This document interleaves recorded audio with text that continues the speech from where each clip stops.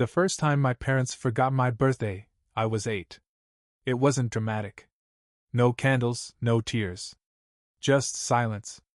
I came downstairs in my favorite superhero shirt, the one I'd set out the night before, thinking there'd be pancakes, or at least a happy birthday muttered while sipping coffee. Instead, Mom was yelling at Brandon to hurry or he missed the bus.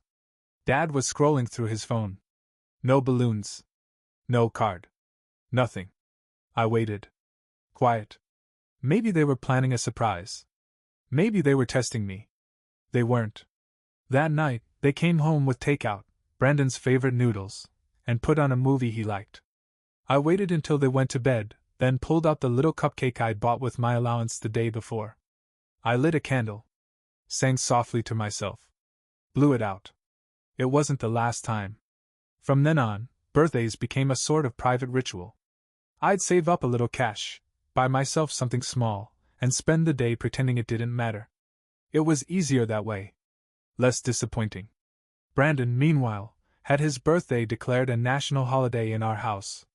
Every March, banners went up. He'd get a new phone, or a gaming console, or 1 year, a literal mini-fridge for his room. My mom once took off work just to bake him cupcakes in 4 different flavors. The same year I turned 16, she forgot entirely and asked me to take out the trash while she finished setting up for Brandon's half-decade college celebration. I remember standing in the backyard with the garbage bag, watching through the sliding glass door while everyone toasted him inside. They were laughing. Mom wore a party hat. Dad gave a toast that ended with, "You're the best thing that ever happened to us." I didn't cry. Not that time. By the time I was 18, I'd moved out. Got a job at a local coffee roastery. Enrolled in night classes. Shared a basement apartment with a guy who collected swords and talked exclusively in Skyrim quotes. It wasn't glamorous, but it was mine. And that year, for my birthday, I took myself to a bookstore, bought a used novel, and read it cover to cover while eating drive-thru tacos. That was one of my best birthdays. Brandon went to UCLA. He never worked a day in his life. Still doesn't, as far as I know. Last I heard, he was dating someone named Hannah, gorgeous, of course. She's the daughter of some real estate guy who owns half of Napa. Mom says she's wife material, which apparently means she posts charcuterie boards and wears coordinated neutrals.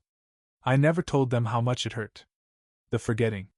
The constant reminders that Brandon was the sun and I was the spare light bulb no one replaced. I told myself it was fine. That I was fine. I worked. Paid my rent. I even started saving up to buy a house someday. One without any family portraits on the walls. Just peace. Then came the message. It was a group chat I didn't know I was part of. Mom had titled it, "Big Weekend," and the text read, "Hi everyone. Brandon and Hannah are getting engaged. We're so excited. We're planning a surprise party for them next month. Tyler, since your place is so spacious and you're local, can we host it at your house?" I stared at the screen for a long time. I hadn't heard from my parents in months. Not even a happy birthday text last June. But now, suddenly, I was valuable, because I had a house. A clean floor and enough space for their golden boy's next milestone. I didn't answer. Not yet. I just leaned back in my chair, reread the message, and started mentally drafting my reply. Not the petty version. Not the angry version. The honest one. I didn't reply to the message right away. Partly because I was in shock, and partly because I didn't want my reply to come from a place of heat. I've spent most of my adult life learning how to cool down before speaking. When you grow up feeling invisible, there are only 2 paths. You either scream to be noticed, or you learn to live without the need to be seen. I chose the second. I reread the message a few more times that night, sitting on the couch with my cat, Loki, curled up on my lap like he could sense my rising blood pressure. The message hadn't been personalized. It was a generic group chat blast with emojis, exclamation points, and an assumption. Not a question. Not, "Would you be open to hosting?" Not, "We'd love to see you." Just a demand disguised as a compliment. "Since your place is so spacious." The last time my mom saw my house was never. Not once had either of my parents stepped foot inside. I bought it 2 years ago after saving relentlessly, living in a one-bedroom apartment above a nail salon, eating microwave burritos, cutting my own hair. I patched drywall myself, YouTubed plumbing fixes, and laid down laminate flooring with borrowed tools and a bruised back. I worked for every inch of that house. Every window that doesn't leak. Every cabinet door that doesn't squeak. It's not big, but it's warm. Quiet. It's mine. And suddenly, after years of silence, it was valuable, because it could serve them. I didn't sleep well that night. Memories kept bubbling up, little ones I thought I'd buried. Like when I was 13 and asked for a baseball glove for my birthday. My dad said they'd see what they could do. They forgot entirely. 2 months later, Brandon got a full uniform, glove, and batting cage sessions. Just because he made varsity. Or when I turned 21 and got a Venmo request, yes, request, from my dad for your portion of the family phone plan. That same year, they threw Brandon a 25th birthday bash at a wine bar and hired a local guitarist to play covers of his favorite songs. I learned to stop expecting. And now? Now they expected me to smile and host a party like we were some picture-perfect family, to celebrate Brandon and his soon-to-be fiancée with string lights and cocktails while pretending none of it ever happened. So I did what any adult son with trauma and a well-maintained email signature would do. I drafted a reply. Not in the group chat. No emojis. No passive-aggressive tone. Just clarity. Subject, big weekend. Hi Mom. I saw your message about the engagement party. I'm glad to hear Brandon and Hannah are happy. I wish them well. But I won't be hosting the party. This isn't coming from a place of resentment, just honesty. We haven't spoken in months. I haven't heard from you or Dad on my birthday in years. And while I've built a home I'm proud of, it wasn't with your support. It was without it. To open my house to you now, when I've been invisible to this family for so long, would feel dishonest. Like I'm signing up for a performance I was never cast in. I hope the party goes well. I just won't be a part of it. Tyler. I stared at it for a long time before hitting send. Then I muted the group chat, shoved my laptop, and took Loki for a walk around the block. Yes, he's one of those leash cats. Don't judge. He gets me. The next morning, I had 3 missed calls from my mom and 1 from my dad. No voicemails. Just calls. Like I'd broken some unspoken rule by finally drawing a line. Then the text started. Mom. Tyler, this is really unexpected. I don't understand why you're making this about the past. Dad. Grow up. Family comes first. Mom again. We were really counting on you. Everyone's already excited about the party. Brandon. Seriously? You're being kind of selfish right now. It's just a house. That one made me laugh. Just a house. Just the only thing in my life that I built with my own 2 hands. Just the one place no one ever forgot I existed. Just the only place I've ever truly felt safe. I didn't respond. And for once, silence felt like power. The thing about boundaries is, once you set one, people who've benefited from your silence will see it as an attack. The messages kept coming. I didn't respond, but I read them all. Mom's texts ranged from confused to wounded. Dad's were clipped and angry. Brandon's were the worst, passive-aggressive, full of thinly veiled superiority. He ended one message with, "Guess some people never grow out of being dramatic." Funny, coming from a guy who once threw a tantrum because the bakery misspelled his name on a custom cake. But instead of anger, I just felt tired. Not the kind of tired that makes you want to sleep, but the kind that makes you want to be alone. Where the sound of your own thoughts, even painful ones, is better than another conversation that starts with, "We're family, so," and ends with you compromising again. I didn't regret my decision. But I did start to feel the ripple effects. My cousin Amanda, who I'd barely talked to, sent me a DM. "Hey, heard about the whole party thing. Just wanted to say I get it. Families can be messed up.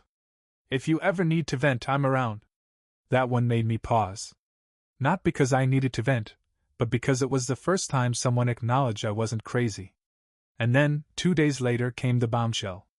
A voicemail from my mom. "Hi honey. I don't know what to say anymore. We thought we raised you better than this. You're choosing to hold on to old wounds instead of celebrating your brother. Everyone's disappointed. I'm disappointed. I don't know how we got here, Tyler. I just hope you come to your senses. We love you. I replayed the message 3 times. Not once did she say she was sorry. Not once did she say, I understand. Not once did she ask, are you okay? Just, we're disappointed. It hit me then, in a way it hadn't before. My family didn't miss me. They missed the version of me who kept the peace by disappearing. The version who didn't question anything.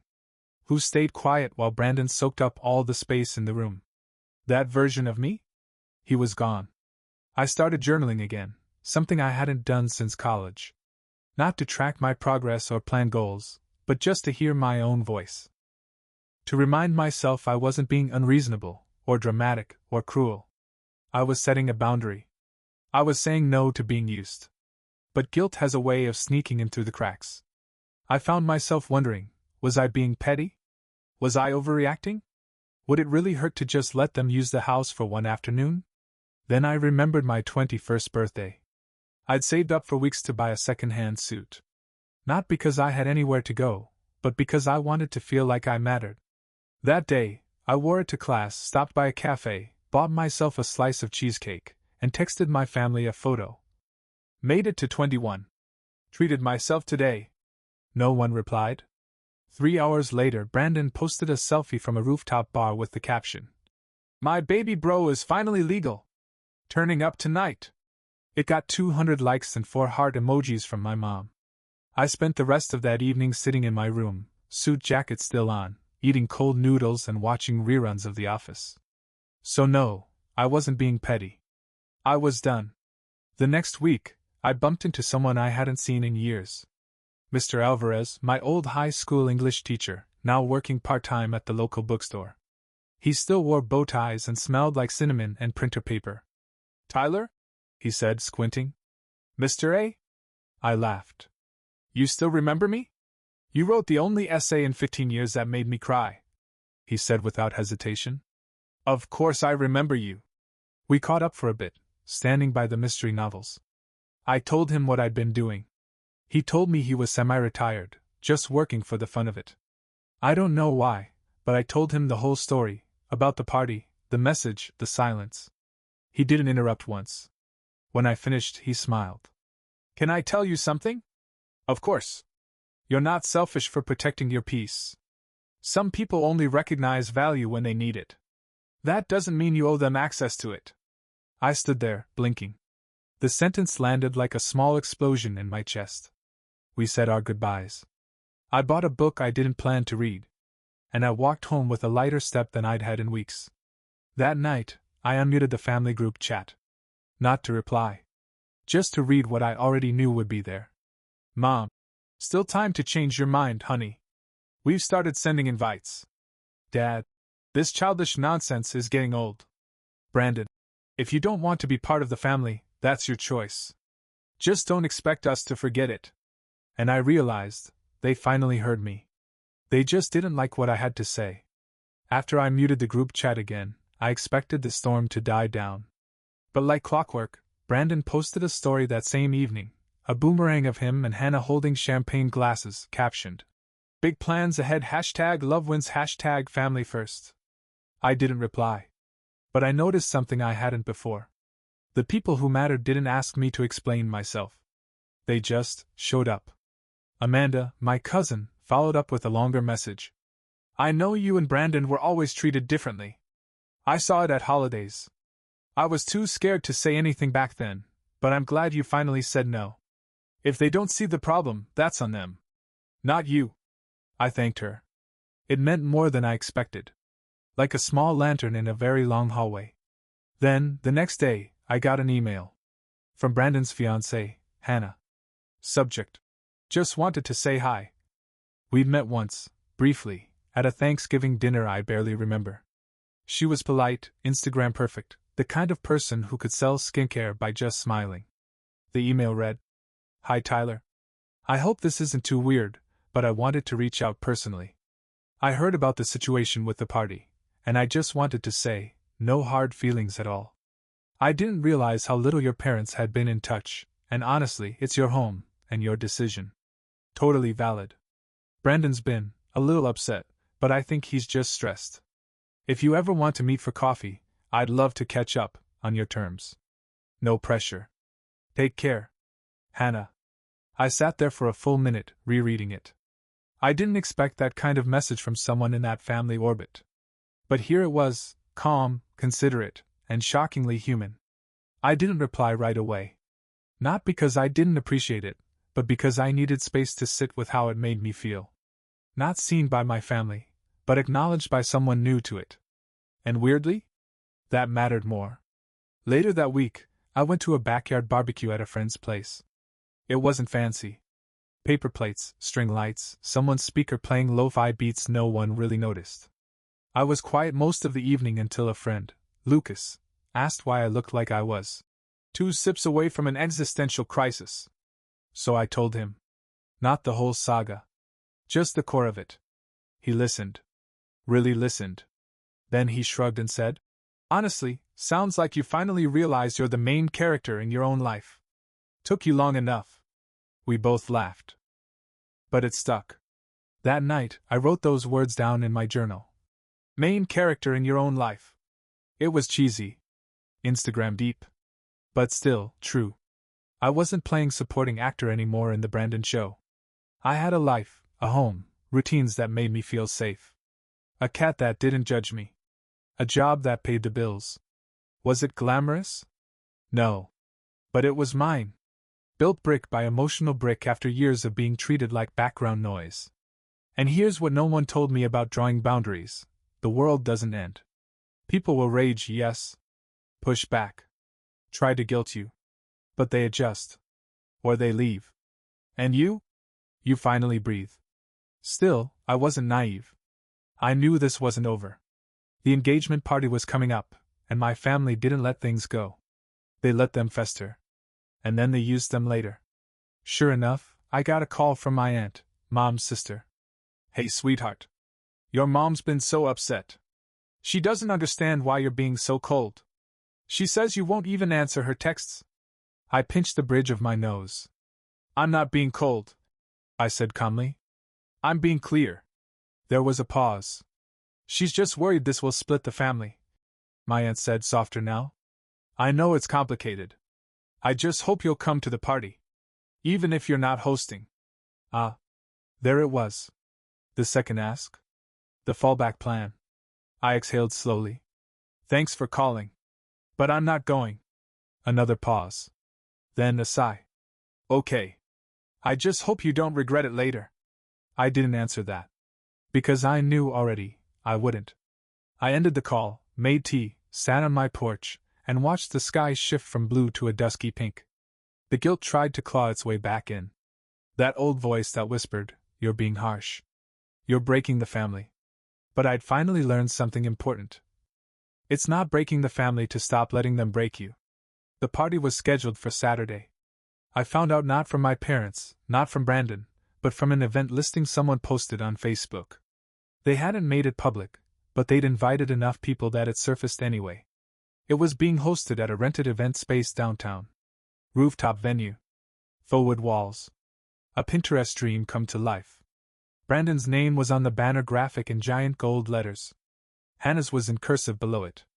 I stared at it for a second, then closed the app. I wasn't planning on going, but a part of me was still curious. Not about the party. About what they'd do without me there. Then, 2 days before the event, I ran into my mom. At all places, a grocery store. I just finished my shift at the roastery, tired and covered in fine dust that clings to your clothes like second skin. I just wanted a frozen pizza and 10 minutes of silence. Instead, there she was in aisle 5, standing in front of a tower of sparkling water, talking on her phone like she was hosting a conference call. She didn't see me at first. But when she did, her eyes widened and her mouth curved into this weird mix of surprise and hope. Like she thought I was coming to apologize. "Tyler," she said, cutting off her call. "Wow. You look good. You've put on some weight.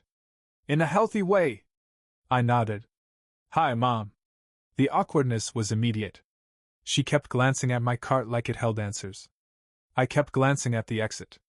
"I'm glad I ran into you," she said too casually. "We've missed you around the house."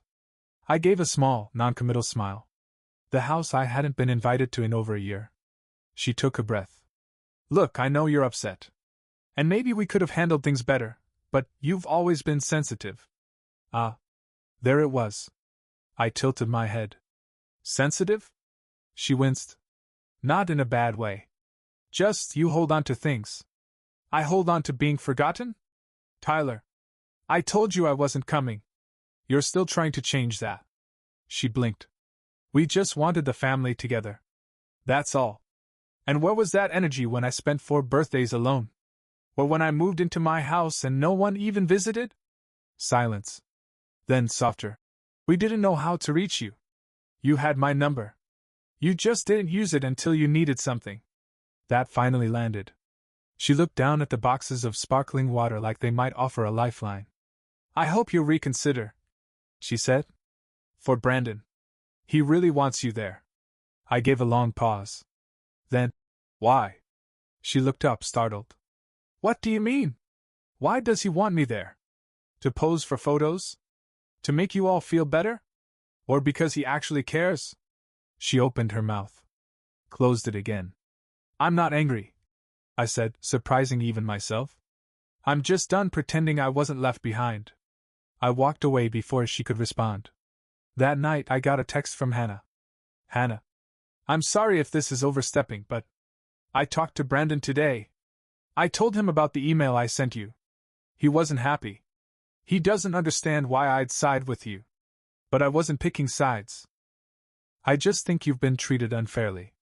I hope you're okay. Let me know if you want to talk after the party. No pressure. It was short. Honest. Kind. I stared at it for a while. Then replied. Me. Thanks. That means more than you know. I hope the party goes well. I'll be spending the night in. She didn't push. Just replied. Totally fair. Take care of yourself. Saturday came. I made pancakes. Took Loki for a walk. Cleaned the kitchen while listening to jazz and not thinking about the party. Until my phone buzzed. It was Amanda again. She sent a photo. It was of the party. The venue was packed. Lights glowing. Champagne flowing. And Brandon, standing in front of a microphone, mid-speech. She added a caption. Amanda. He mentioned you. That got my attention. I texted back. What did he say? Her reply was a screenshot from a friend's Instagram story with captioned video. Brandon, speaking to crowd. Family is everything. That's why tonight is bittersweet. My brother isn't here. He couldn't put the past aside. But we still love him. He's just figuring stuff out. I sat down. Not angry. Not even hurt. Just done. That wasn't a tribute. That was a performance. A public gaslight with a humble brag twist. He wasn't trying to include me. He was trying to frame me. The Monday after the party, I went back to work like nothing happened. Because for me, nothing did. I roasted beans, restocked shelves, helped a customer who insisted on explaining the difference between light roast and blonde roast. Like I hadn't heard it 100 times. I smiled through it all. But underneath, something quiet was hardening. Brandon's speech wasn't a surprise. Not really. But seeing it turned into a story for social media, complete with photos, hashtags, and clinking champagne glasses, it shifted something. He hadn't just made peace with my absence. He'd used it. Wrapped it in a bow, labeled it as family drama, and packaged it as a redemption arc for himself. By Tuesday, the real fallout began. Amanda texted again. Amanda. So, after Brandon's speech, Hannah looked like she wanted to disappear. They barely spoke the rest of the night. I stared at the message, then typed back. Me. You think she believed him? Amanda. Not sure. But she definitely didn't like being used for applause. That stuck with me. Later that afternoon, I got an email. From Hannah. Subject. Apology. Hey again. I wanted to reach out after the party. I had no idea Brandon planned to bring you up in his speech, and honestly, I hated it. It felt wrong. It felt like something he planned, not something he felt. I told him as much afterward. We fought. He doesn't understand why I'm upset. I don't expect a response. I just wanted you to know I see it. And I'm sorry. You didn't deserve that. Hannah. I sat there rereading it, a knot tightening in my chest.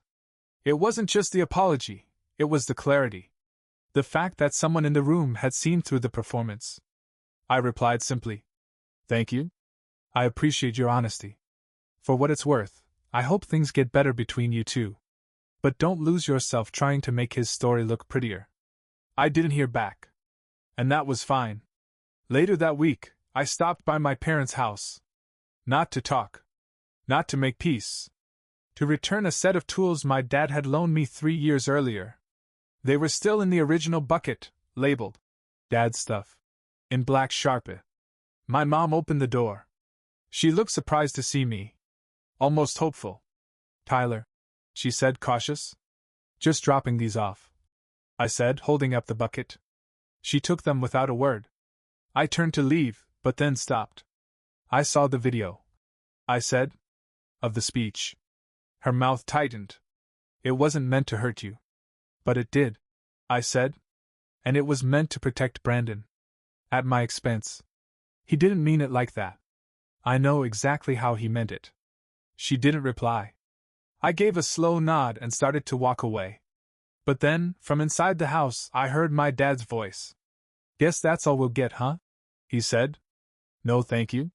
No apology." I turned back. And for the first time in my life, I didn't flinch. "No," I said calmly. "What you'll get is exactly what you gave me all those years I waited for a birthday text."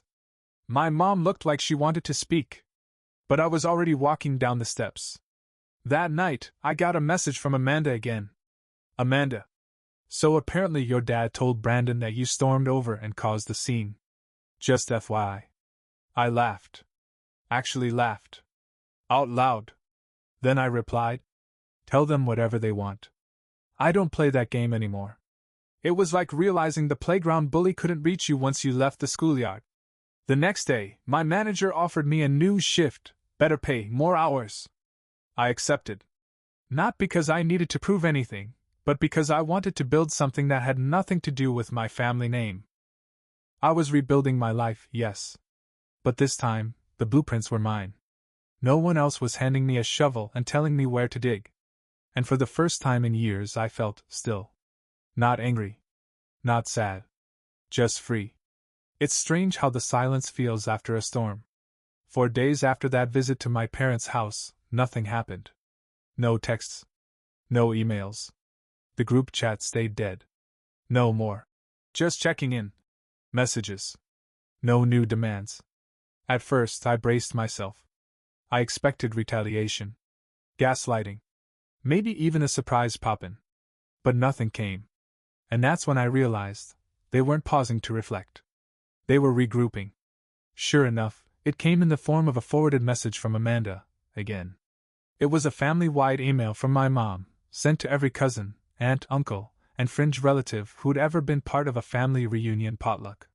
Subject line: "When family hurts itself, broke a heart." I knew that title before I even clicked it. Knew exactly what tone it would take. She wrote about how some members of the family couldn't let go of old grudges, how bitterness rots the root, and we should come together, not pull apart. She ended it with a call for forgiveness and healing. There was only one name not mentioned, but everyone knew who she meant. I didn't respond. But Amanda did. Amanda, to the group. With all due respect, healing doesn't happen by erasing someone's experience, or blaming them for finally speaking up. I sent her a private message that just said, "Thank you." She replied with a heart emoji and, "About time someone said it." But not everyone agreed. That weekend, I got a text from Uncle Gary, a man who once tried to teach me how to clean a fish and then berated me for being too squeamish. "Uncle Gary, your mom is in tears. Brandon's trying to keep things together. You think this is mature? Grow up." No greeting. No context. Just the usual, man up, message wrapped in sanctimony. I blocked the number. And it felt great. Meanwhile, work was going well. I picked up extra shifts, started training a new hire named Sam who was 10 years younger and still trying to figure out what to do with life. We talked a lot between customers, about music, books, bad tattoos, and family. He didn't know my story, but one day he said something that stuck. "You seem like someone who used to carry a boulder. But now you've learned to carry a backpack instead." I laughed. "It's still heavy sometimes." "Yeah," he said. "But at least now it's your stuff." I like that. One morning, I woke up to a message from Hannah. The first in over a week. "Hannah, we called off the engagement." That stopped me cold. I blinked at the screen, unsure if it was a prank. Then came the follow-up. "I'll explain later. Just know that your silence made more sense than all of Brandon's speeches. Thank you for showing me what it means to choose peace over pretending." That night, she called. We talked for over an hour. She told me the truth, how Brandon had changed after the party, becoming obsessed with how people perceived them instead of how they were. How he couldn't understand why she was upset about the speech. How he kept saying things like, "He's always been dramatic. It's just who he is." She said, "It was like being slowly erased. Like my discomfort was just another thing he could rebrand." I didn't say, "I told you so." I just listened. Because I knew that feeling. Intimately. When we hung up, I sat on the porch with Loki curled up in my hoodie pocket like a gremlin. I watched the wind move through the trees. It wasn't dramatic. It wasn't poetic. It was just still. And in that stillness, I realized something. All those years, I thought speaking up would make me feel powerful. But the real power had come from not explaining myself at all. From letting my absence speak louder than any angry confrontation. From watching the cracks form in a system I was told would never break. My family hadn't changed. But I had. And somehow, that was enough. It's been 3 months since the party. Brandon moved to Austin. Still posts pictures like everything's golden, him on rooftops, holding cocktails with fake deep captions like, "Let the past stay in the past." My parents haven't reached out. Not once.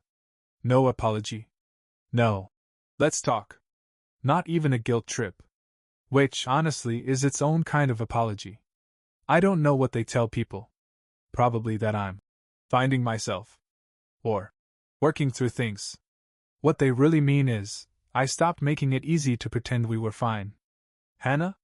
She sent me one more message last week. "Thank you. You helped me leave before I became someone I didn't recognize." I didn't reply. Not because I was angry.